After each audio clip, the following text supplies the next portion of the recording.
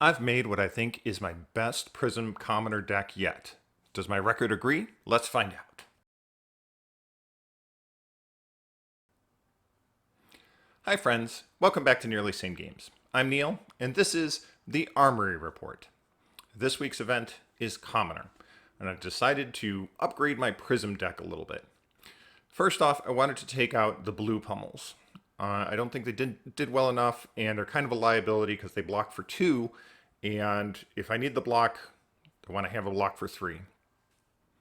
I replaced those with 2 blue Herald of Rebirth. My thought is that in the late game, I want to be able to threaten an attack that can potentially get me back one of my red heralds, probably a Herald of Protection. So I figure that's a pretty good trade. Now, I was also running red pummels and yellow pummels, and I didn't want to, I was fiddling around with that a little bit. And what I decided to do was to put in 2 red Spears of Surreality. This gives us the potential combo line of the highest I've seen of any commoner deck. So there's the potential of going Spears, 5 with Go Again, Spears, 5 with Go Again, Wartune Herald for 7, and that's with pitching a blue. From there we can pop our Snapdragon Scalers to give it Go Again, pop our Heart and Cross Track to give us 2 resources or make the next attack cost 2 less, pop the Goliath Gauntlet for +2, and swing a Herald for 9. That gives us 26 total damage on 1 turn. Very powerful in Commoner, especially when we're talking about Blitz. So I really wanted to make those changes and maybe tweak a few other things. So now I'm running no pummels. I'm running 2 red Spears of Surreality, 1 yellow Spears of Surreality, and 2 blue Herald of Rebirth. I believe I also switched out one of the, I think my yellow Spears of Surreality was replacing my single copy of Lead the Charge blue. Again, a 2 block for blue that I didn't really want to have in there. So now I have even a better blocking suite. Most of my attacks are 3 blocks. I did also switch out Stony Wooten Hogs, my red Stony Wooten Hogs for red Barraging Brawnhides. And my thought behind that is I'm running a lot of blues. A lot of times I'm just dropping a blue to pay for 2 cost attacks, and so I can afford the 3 cost attack. And getting that extra point of damage in there, I think is really going to help me out in the end. So that's the new setup for the deck. The rest of the deck is all the same. As usual, I'll leave a link to the deck list in the description below. Let's take a look at my matches. My round 1 was against a Dory Hatchets build. Dory is I'm generally very favored against Dory. Again, my general strategy is I want to use 2 cards to block with, so I'll have 6 or more block with that, and then have 2 cards to throw an attack back and have that attack be a 7 power or more. So I go first, and I send over a Herald for 7. It hits. I make a Spectral Shield. It hits for 1. He returns with a Scar for a Scar and an Axe. I Fate for Sheen, the Scar for a Scar, and take 2 damage. I send back a Barraging Bighorn, which hits for 1. Hatchets come back and they hit me down to 14. So I took that hit because my next turn was Spears for 5, Wartune for 7, Snap, Cross Trap, Gauntlet, Herald of Protection for 9. So that is a 21 point attack. Very effective. Take all of his cards out of his hand. He draws up. I get 2 Spectral Shields going because the Herald of Protection hit, and I'm able to make a Spectral Shield. I'm able to swing 2 Spectral Shields and then also add in a Wartune attack. So that's 13 points of damage that I'm sending his way. He goes down to 1 and makes a big return. I take it, most of it, and I go down to 3. I return with a blue Spears of Surreality for 3, a blue Spears of Reality for 3, and then a Phantasmal Haze for 8, which takes him out. It's too much for him. Good return. So, first win in my book. Things are going well. Round 2 is against Dash. So, I go first, and I swing in my turn 1 for no damage. He blocks out. And so on his return, I go down to 8. Very bad. But I figured maybe my return attack is going to be good. And it's not. I can't seem to get my footing, get momentum back. I throw a War Tune at him and he pops it. So I make a shield. And he continues to keep pressure on. I go to 1, and each turn it's dropping my hand basically to stay alive. Keep giving him full hands, and eventually he takes me out. Round 3 is against the Ira Pummel deck, and Ira's doing great. I go first and throw a few cards at him for maybe 2 points of damage. He returns with a 17-point attack. I quickly go down to 8, and he sends over a Surging Strike and adds a red pummel on top of it. I lose most of my hand. I have no real good return, and nothing. I'm just out of that game completely. And I'm dead very, very quickly. Round 4 is against Azalea. And again, I went down to 11 early. I threw a Yellow Spears at him and used my gauntlets and throw a Herald at him to take him down to around 6. I thought I was in a pretty good place. And then he sends over a Fatigue Shock that he pumps up to 7. And that takes, if that hits, it takes my first attack down to half. But I think I'm okay with that. My return is going to be a Spears, and then I think a 7 Power Herald. So I think that's probably going to be okay.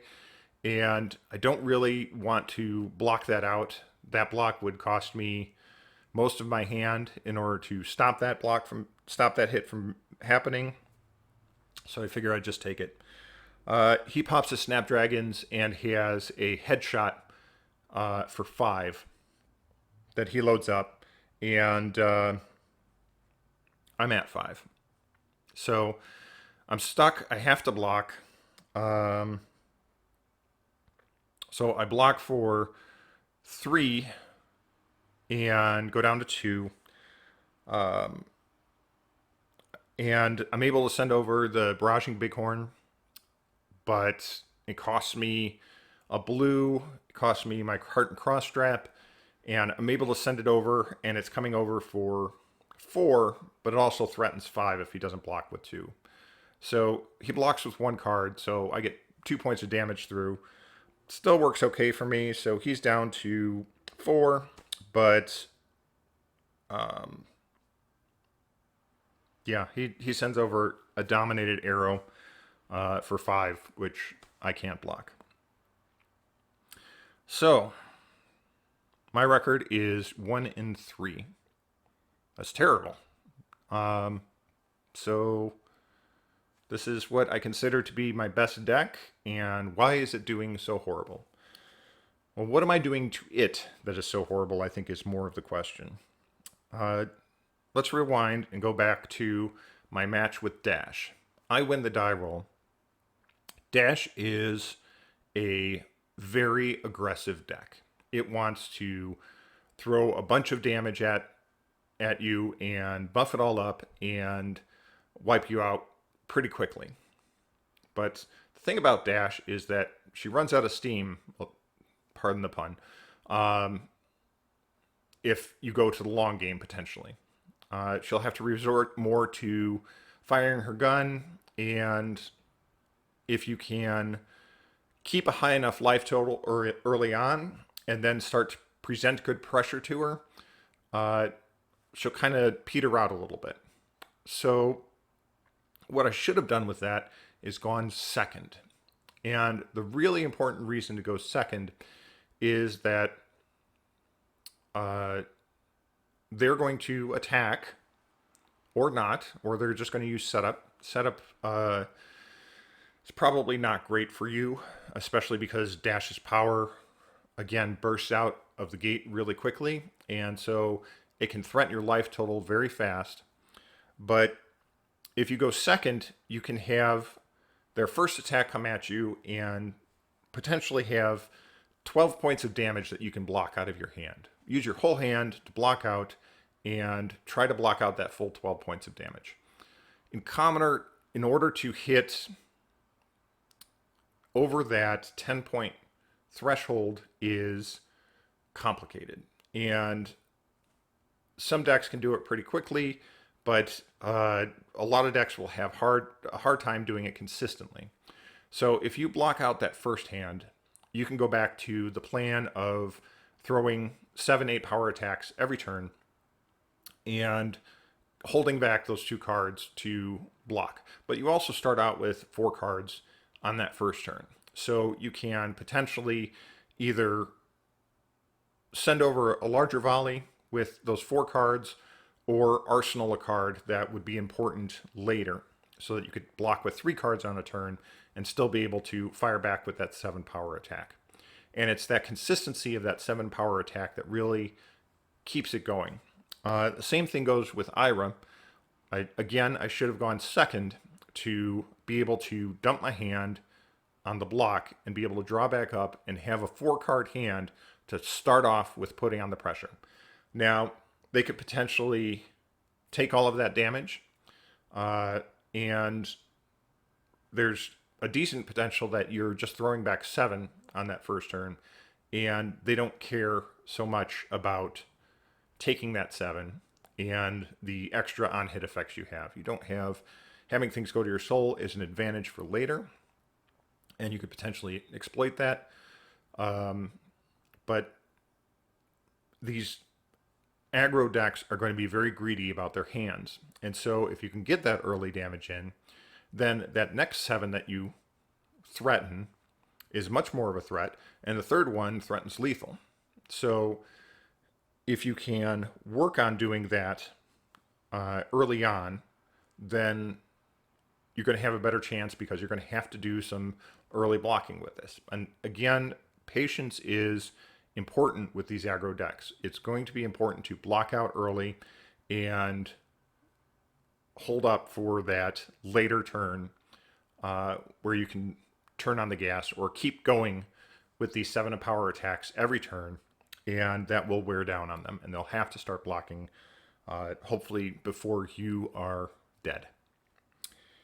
And Azalea is a little bit more complicated. Azalea has a lot of on-hit effects, and you have to decide whether or not taking those on-hit effects is going to be important to you or not. But Azalea is also very card hungry, and if you can pull 2 cards out of her hand every turn, a couple of turns and they'll really be on the back foot and really be having a hard time. But if they're keeping 3 4-card hands, they could potentially put on a lot of pressure, and that pressure can come with on-hit effects that are very bad for you.